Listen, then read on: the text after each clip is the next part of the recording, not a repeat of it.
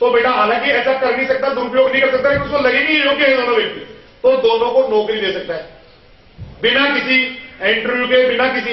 इतना पावरफुल चीज होती है कलेक्टर। और कलेक्टर के जब हम बार बार आपको कह रहे हैं कलेक्टर कलेक्टर कलेक्टर, तो कलेक्टर का सपना देखो यार, छोटे सपने मत देखो बेटा, क्योंकि कलेक्टर का सपना देखेगा तो कम से कम वो एसडीएम तो बन ही जाएगा। अरे एक आदमी ने सपना देखा मैं 1 करोड़ रुपए महीने कमाऊंगा, एक आदमी ने सपना देखा मैं 10 लाख रुपए कमाऊंगा, 10 लाख रुपए वाला 10 लाख भी कमा लेगा, लेकिन तो भी ज्यादा नहीं। लेकिन जिसने सपना ही 1 करोड़ का देख लिया, अगर मान लीजिए 1 करोड़ नहीं कमा पाया, 90 लाख कमा लिए, 90 भी नहीं कमा पाया 80 लाख कमा लिए, 80 भी नहीं कमा पाया 60 कमा लिए, 55 कमा लिए, 50 लाख कमा लिए, लेकिन जिसने सपना ही 10 लाख का ही देखा है, अरे जिसने देखा ही सपना ये कि मैं फर्स्ट ग्रेड या सेकंड ग्रेड में जाऊंगा, और जिसने ये देख लिया कि मैं जो है ना एडमिनिस्ट्रेटिव सर्विसेज में जाऊंगा, तो जिसने एडमिनिस्ट्रेटिव सर्विसेज का देखा हो सकता है वो फर्स्ट ग्रेड तो बन जाए, लेकिन जिसने सपना ये देखा कि मुझे तो यहां तक ही जाना है, वो तो उससे आगे जाएगा ही नहीं। मैं फिर एक बात को दोहराता हूं, आदमी जितना सोचता है उससे ज्यादा उसको नहीं मिलता है। जितना सोचता है या जैसा सोचता है वैसा ही आदमी बढ़ता है, और जितना सोचता है उससे ज्यादा उसको कभी नहीं मिलता बेटा। इसलिए बड़े सपने पाओ है, बहुत बड़े सपने पाओ, खूब बड़े, खुले आंखों से देखो बेटा। रात में देखे हुए सपनों पे आपका कंट्रोल नहीं होता है, वो तो आएंगे जैसे भी आएंगे, उसमें तो आप कुछ नहीं कर सकते। उसमें तो आपको सांप दिखेगा तो दिखेगा, भूत दिखेगा तो दिखेगा। भूतों के सपने में अच्छे होंगे, जब आप दौड़ रहे हैं, दौड़ा ही नहीं जा रहा, भूत पीछे पीछे पकड़ लेता होता है ना। कितने बच्चों को सपने हैं, भूत आ गया फिर दौड़ा ही नहीं जा रहा था। ऐसा नहीं हो कभी मेरे साथ ऐसा हुआ? एक बार क्या हुआ, मैं मेरे अंकल के साथ सोया हुआ था, चाचा के साथ छोटा ही था, तो मुझे सपना कुछ ऐसा आया, मुझे लगा मेरे काका जी आज दुनिया में नहीं है, रामेश्वर काका जी थे, तो मुझे लगा जैसे कुत्ता आ गया मेरे साथ, सही बता रहा हूं भगवान के सब, और मुझे बस यूं कुत्ते से लड़ रहा हूं मैं, तो काका जी को पकड़ मुंडो और ये हला दियो सपना तोड़ दूंगा मैं यूं। अब काको देख जागियो मैं मेरे में, अरे उठ उठ चाटा की थी मारे, चाटा की थी तो मुंडो पकड़ में लगाओ, ये गट होता, अरे तोड़ दो मुझे, छोले लो काय कर लो नहीं।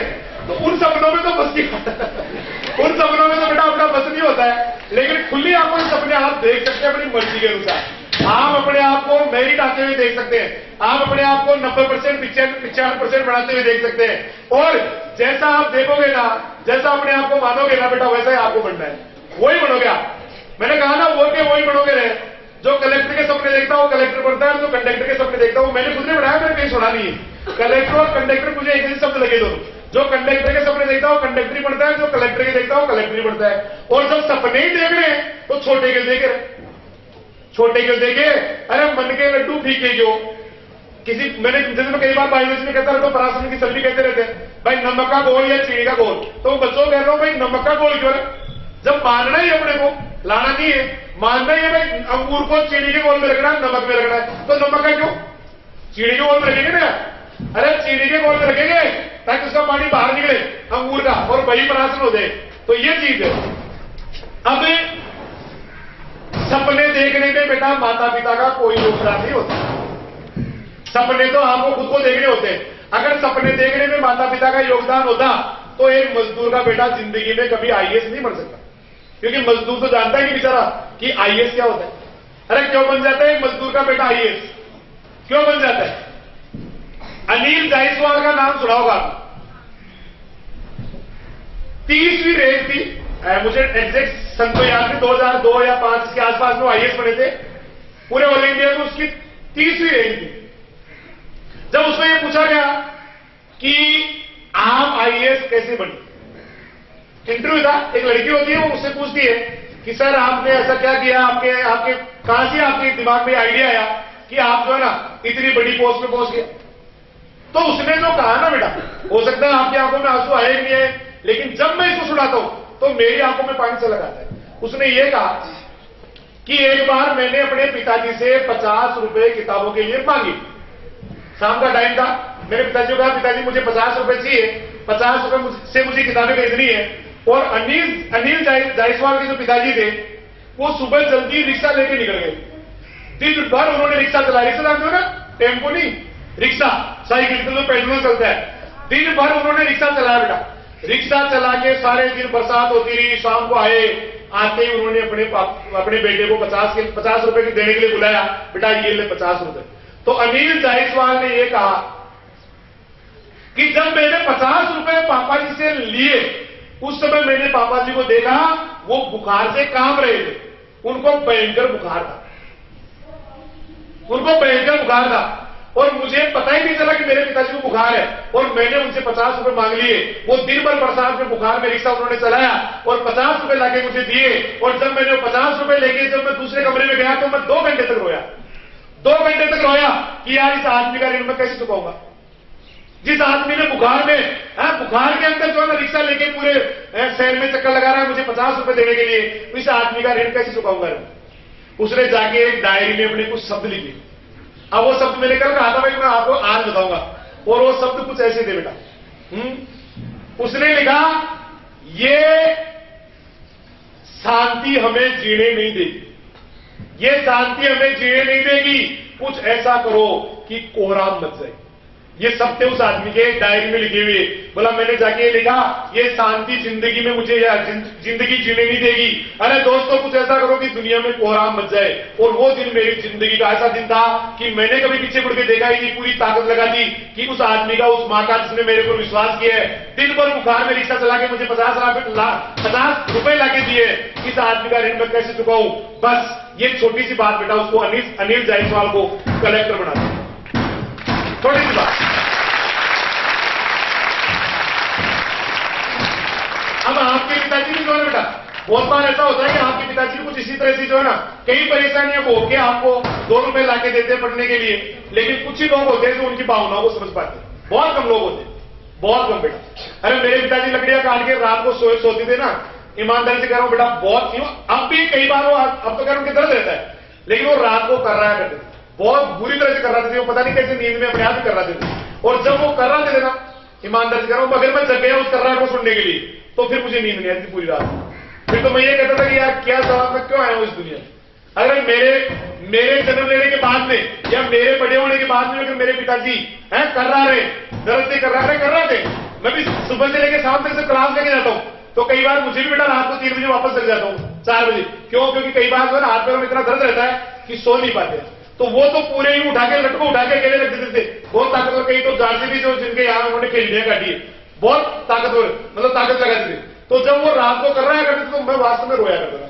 मैंने कहा बेकार है सारी जिंदगी, बेकार है ये दुनिया, क्यों आया हूं। सब मेरे माता पिता है, मैं मेरे जन्म लेने के बाद या मेरे बड़े होने के बाद भी ये लोग कर रहे हैं, तो धिक्कार मेरी जिंदगी में। और बेटा वो जो सोच थी, वो जो क्रूरता थी, वो जो क्रूरता मेरे अंदर आगे, उस समय भाई कुछ भी करना पड़े थे जिंदगी में तो सफल होगा। वही बेटा आज है, थोड़ा सा हालांकि कुछ नहीं कर पाए, लेकिन आज आप लोग जो है मेरी बात सुन रहे हैं, इतने लोग जो है ना सुनने के लिए आए, ये सारा उस कर्रानी का परिणाम।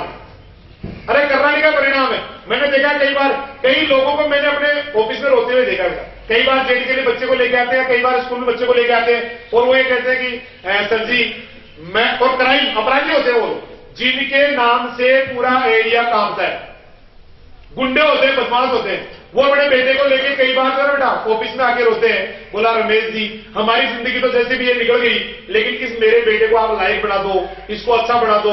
मैं नहीं चाहता कि ये क्राइम की जिंदगी जिए, अपराधी बने, इसके जो है ना गोली लगी मरे या किसी दुश्मन, मैं इसको नहीं चाहता। अरे कोई भी माँ बाप ये नहीं चाहता कि मेरा बेटा अपराधी बने, मेरा बेटा गुंडा बने, मेरा बेटा बदमाश बने, मेरा बेटा जो है ना वो लड़ाइयां लड़े। ऐसा कोई भी माता पिता अपने बेटे के लिए नहीं चाहता बेटा। बहुत बढ़िया सोच रखते हैं। और मां के लिए तो मैं अक्सर कहता रहता हूं कि जब आम दो, याद है, अरे मां तो दुनिया की बनाई हुई बेटा वो अनुपम कृति है जो भगवान ने बनाने के बाद किसी दूसरे को वैसा बनाया नहीं। जब आम 2 हो, खाने वाले 3 हो, तो बोलिए आगे, तो मां कह देती है मुझे आम अच्छे ही नहीं लगते। अरे आम तो 2 थे और खाने वाले 3 हो गए, तो मां ने तो अपने आप को उससे अलग कर लिया कंपटीशन से। भाई मैं तो नहीं खा रही, क्योंकि मैं तो आम खाती नहीं, मैं तो खाई नहीं, मुझे तो पता नहीं क्या होता, खट्टे खट्टे लगते हैं। अरे खट्टे नहीं लगते, इच्छा तो उसकी भी आम खाने की है, लेकिन जब वो उसमें आ जाएगी तो पहले 3 बैठे आम 2 ही है। हालांकि आजकल कॉन्सेप्ट बदल गया, आज एक नया टुकड़ा बढ़ाया मैंने, उसमें यह था कि जब आम 2 और खाने वाले 3 हो तो क्या करना चाहिए। बोला उसका मैंगो शेक बढ़ा लेना चाहिए, जूस बढ़ा लेना चाहिए। नहीं, आज के मधुरिमा में दे रखा है, आज के मधुरिमा में टुकड़ा दे रखा है। भाई आम 2 है, खाने वाले 3 हो, तो वो कैसे बांटोगे। उत्तर दिया कि मैंगो शेक बना कर। ये अलग चीज है बेटा, ये तो एक हंसने की बात है। तो ये चीज है। अरे कई बार कोई ना कोई ऐसी बात आज भी देख रहा, किसी न किसी बच्चे के पास कोई ना कोई ऐसा शब्द आएगा मेरा, कब आएगा, आ गया आएगा कि वो उसकी दिल पे छू जाएगा और उसका जीवन बदल जाएगा। बेटा ये सारा कार्यक्रम आपके जीवन बदलने के लिए किया गया है। इस सारे कार्यक्रम का एक उद्देश्य है कि आपकी सोच बदल जाए। आप छोटे छोटे मोबाइल लेके घूमते हैं, फुटकरीगिरी करते हैं या वो करते हैं, पढ़ाई से जी चुराते हैं। हो सकता है इस सेमिनार के बाद में आप में कुछ अच्छा ही आ जाए।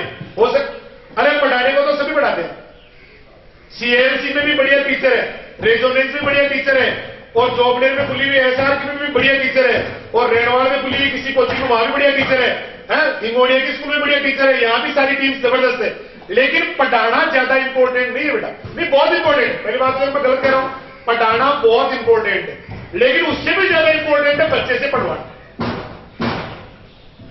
अरे एक नई कोचिंग खुली, आज एक 2 साल 3 साल हुए, अभिज्ञान संदीप चौधरी, थोड़े दिन में आज उसने उन कोचिंगों को टक्कर दी है जो कई सालों से चल रही। क्यों? क्योंकि वो बंदा जब बोलता है ना, तो मतलब पढ़ाना इंपॉर्टेंट है, लेकिन बच्चों से पढ़वा दे, बच्चों को उनका हृदय परिवर्तन कर दे, उनका जो है ना उनकी सोच बदल दे, क्योंकि सोच बदलने से सारी दुनिया बदल जाती है, पूरी दुनिया बदल जाती है। बेटा जिस दिन आपकी सोच बदल गई, मैं बार बार ये कहता हूं, हर क्लास में कहता हूं, जिस 9th हो 10th हो 6ठी हो 7वीं हो, जिस भी क्लास में जाता हूं मैं यही कहता हूं, बेटा जिस दिन आपकी सोच बदल गई ना, सारी दुनिया बदल जाएगी, सारी दुनिया बदल जाएगी, सारे लोग आपको अच्छे लगने लग जाएंगे, सारे लोग जो है ना, अरे क्या कोई आदमी किसी को सुधार सकता है क्या? एक इसका विरोधाभास है, क्या कोई आदमी किसी को सुधार सकता है क्या? उसका जवाब होता है नहीं, नहीं सुधार सकता, नहीं सुधार सकता। हालांकि सही नहीं है बेटा, आदमी, अरे मोटिवेशन में बहुत ताकत है, और मोटिवेशन कोई आज का नहीं है बेटा, मोटिवेशन उस समय का है जब महाभारत की लड़ाई हो रही थी। आपको एक किस्सा याद होगा, अर्जुन ने हथियार डाल दिए थे महाभारत की लड़ाई शुरू होने से पहले।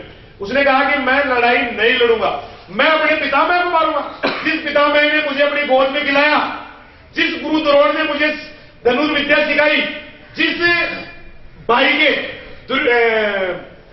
या जिस पितामह के जिसके साथ भी मैं खेला हूं, मेरे परिवार के लोग, और उनको मैं मारूंगा। आज मेरे अंदर इतना स्वार्थ आ गया, इतना मैं नीच हो गया कि अपने परिवार जनों को मारूंगा। कृष्ण को लगा कि ये अपने रास्ते से भटक रहा है, कृष्ण को लगा ये अपने रास्ते से भटक रहा है, और कृष्ण ने बेटा आपको ध्यान होगा गीता का उपदेश दिया। गीता आज दुनिया में सबसे ज्यादा पढ़ी जाने वाली पुस्तक है, अगर आपको ध्यान हो। गीता का जितनी भाषाओं में अनुवाद किया गया है, किसी भी दुनिया के किसी भी ग्रंथ का इतनी भाषाओं में अनुवाद नहीं है। गीता में जो बातें लिखी हुई है वो उस समय भी सार्थक थी, आज भी सार्थक है, और आने वाला जो युग है, हो सकता है भगवान हुए कि नहीं हुए, मुझे नहीं पता भगवान कृष्ण थे कि नहीं, मुझे नहीं पता अर्जुन ने हथियार डाले कि नहीं डाले, मुझे नहीं पता महाभारत की लड़ाई भी हुई थी। मैं इसके बारे में तो यस कह रहा हूं, ना कह रहा हूं, लेकिन जो गीता में लिख गया, चाहे भगवान कृष्ण ने कही होगी वो, चाहे किसी और दूसरे विद्वान ने उसको लिखा होगा, लेकिन जो गीता में बातें लिख दी उनको तो दुनिया में कोई चेंज कर ही नहीं सकता, हर जगह लागू होती है। जब जब लगे आपको भाई दुनिया मेरी जिंदगी जो है थम गई है, जब जब लगे मेरी जिंदगी में कोई परेशानी आ गई है, तब तब गीता उठा के पढ़ लो, किसी न किसी पन्ने पर आपकी जिंदगी के उस आध्यात्मिक परेशानी के कहीं न कहीं कोई ना कोई उत्तर लिखा हुआ है, ऐसा मानते गीता हो। अरे गीता क्या है? A motivation. गीता क्या बेटा? एक मोटिवेशन, एक मोटिवेशन ही है। जब अर्जुन को लगा मैं अपने पितामह को नहीं मार पाऊंगा, उसको लगा मैं अपने भाई को नहीं मार पाऊंगा, क्या मेरा जन्म मेरे कुटुंब के लोगों को मारने के लिए हुआ है? मैंने अपने कुटुंब को बढ़ाना है, नहीं तो उसको खत्म करना है। तो कृष्ण को लगा ये भटक रहा है, क्योंकि वो लड़ाई जो थी वो कुटुंब की नहीं थी बेटा, वो लड़ाई थी धर्म और अधर्म की। दुनिया का सबसे बड़ा युद्ध हुआ महाभारत। महाभारत जैसा सेकेंड वर्ल्ड वॉर भी नहीं था। दुनिया के जितने भी योद्धा थे सारे उसमें भाग लेने के लिए, देखने के लिए गए थे उसको, हर योद्धा उसमें लड़ा था बेटा।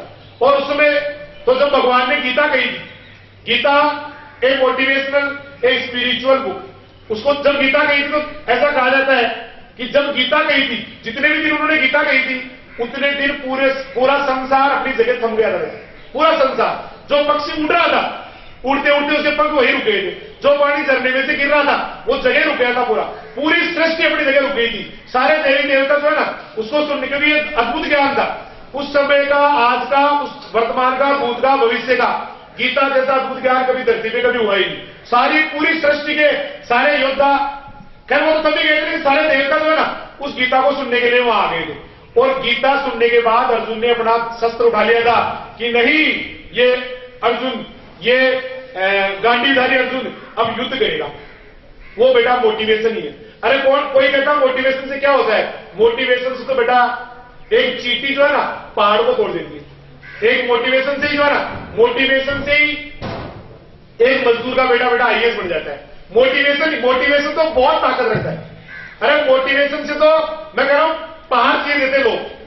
अरे सेना में क्या होता है? आज लड़ाई होने वाली है, मान लो भारत और पाकिस्तान की लड़ाई होने वाली है, चलने वाली है।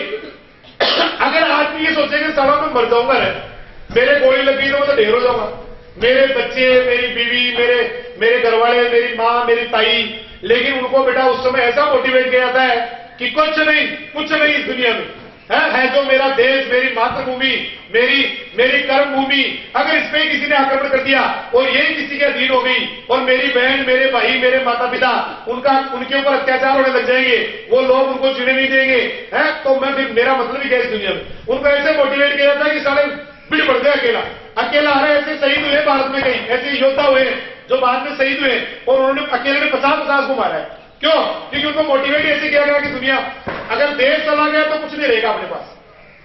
अगर देश में किसी और का अधिपत्य हो गया तो बेकार है हमारी जिंदगी, हमारी बहु बेटियों की इज्जतें लूटी जाएगी, हमारे घर से सोना निकाल के ले जाएंगे लोग, हमें जीने नहीं देंगे, हमें खाने नहीं देंगे, हमें ये नहीं करने देंगे। और बेटा वो मोटिवेशन होता है कि एक छोटा सा दिखने वाला, एक हवा के बल पे चलने वाला आदमी एक राक्षस से पिट पड़ता है। मोटिवेशन ही होता है। तो ऐसा नहीं हो सकता कि मोटिवेशन में कुछ नहीं है।